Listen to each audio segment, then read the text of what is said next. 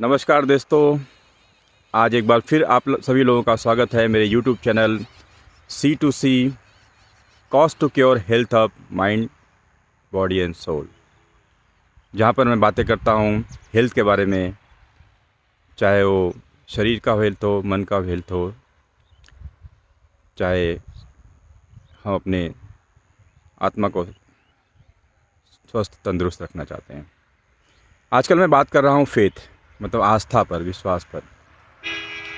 और आज मैं इस एपिसोड में बात करूँगा फेथ को डेवलप कैसे किया जाए और फेथ किस तरह का होना चाहिए।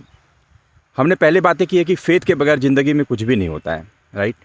जितना मैंने पढ़ा है, जितना मैंने सोचा है, हर किताब में यही लिखा होता है कि repetition is the only way to develop a faith. Repetition मतलब किसी चीज़ को आप बार बार करो, बार बार करो, बार बार देखो, बार बार सुनो, तो वो जाकर डेवलप हो जाती है एक फेथ में, एक अटल विश्वास में। अगर आप एग्जाम्पल लेना चाहें तो आप देख सकते हैं कि कोई बच्चा अगर साइकिल नहीं चला सकता है, मान लीजिए आप वो 18 साल का हो गया और साइकिल नहीं चला पाता है, तो आप उसको पूछें तो साइकिल नहीं चला पाता है, तो बोले यार बचपन से मेरे को कभी साइकिल चलाने के लिए, मैं जब भी साइकिल चलाने जाता था मेरे पापा बोलते थे तू गिर जाएगा, और इस डर से मैंने कभी साइकिल चला ही नहीं। तो मुझे फेथ है कि मैं साइकिल चलाऊंगा तो गिर जाऊंगा, इसलिए मैं साइकिल नहीं चलाता हूँ। ये उसका फेथ है। रिपीटेशन, बार बार उसके पापा ने कहा, है ना। अब देखिए, हम लोग रोज़ मंदिर जाते हैं, रोज़ मंदिर जाते हैं, रोज़ मंदिर जाते हैं, रोज़ मस्जिद जाते हैं, रोज़ मस्जिद जाते हैं, तब जाके एक फेथ डेवलप होता है कि देयर इज़ अ गॉड। रोज़ प्रेयर करने के बाद एक फेथ डेवलप होता है, देयर इज़ अ गॉड। बचपन में 4-5-6 साल की उम्र में तो नहीं डेवलप होता है, लेकिन जब आप वयस्क होने लगते हैं तब जाकर आपके अंदर डेवलप होता है, yes there is somebody who is called God. वो कैसे होता है? रिपीटेशन, बार बार बार बार बार बार उसी चीज़ को करने से। बहुत लोग हाथ छोड़कर मोटर बाइक चला लेते हैं। कैसे?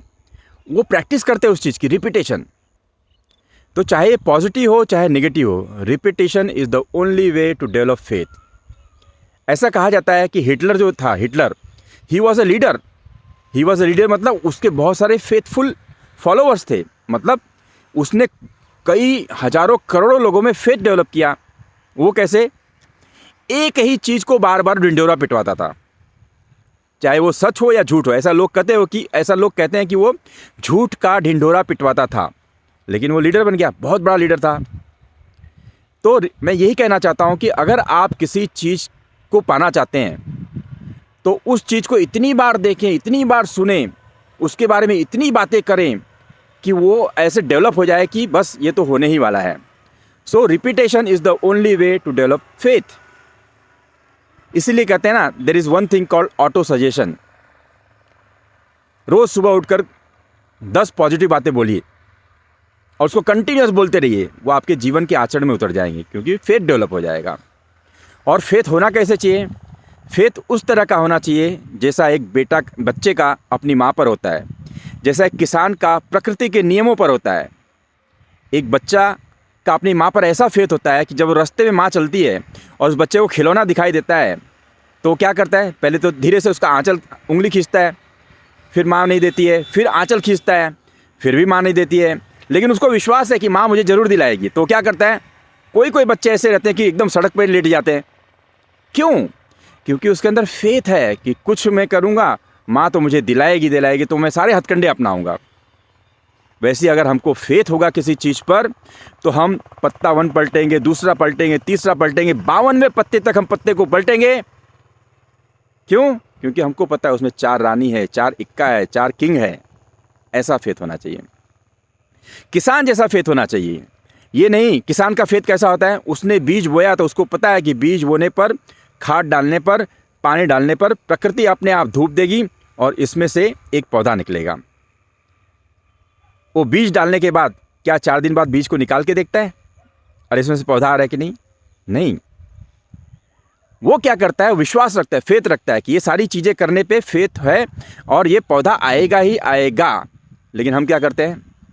हम भगवान राम की पूजा करते हैं कुछ पाने के लिए, 1 महीना हो गया नहीं मिलता है तो भगवान राम को रिप्लेस कर देते हैं कृष्णा से। फिर कृष्णा की हमने पूजा की, है ना, 6 महीने हो गए, 9 महीने कोई आउटपुट नहीं आ रहा था, हम कृष्ण भगवान को रिप्लेस कर देते हैं शंकर भगवान से। है ना। अगर हमारे को कोई दुख है तो ऐसा करते हैं कि अलाना बाबा के पास चले जाओ, फलाना बाबा के पास चलाओ। बाबा कुछ नहीं करते, it's all our faith, it all our faith. Ganga में, मैंने पहले ही बताया, गंगा में डुबकी लगाने से कई लोगों के कई रोग दूर हो जाते हैं।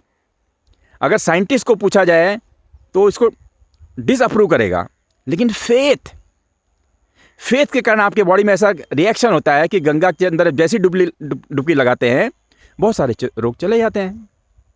तो दोस्तों आज के लिए इतना ही। Have faith, have a good day, thank you.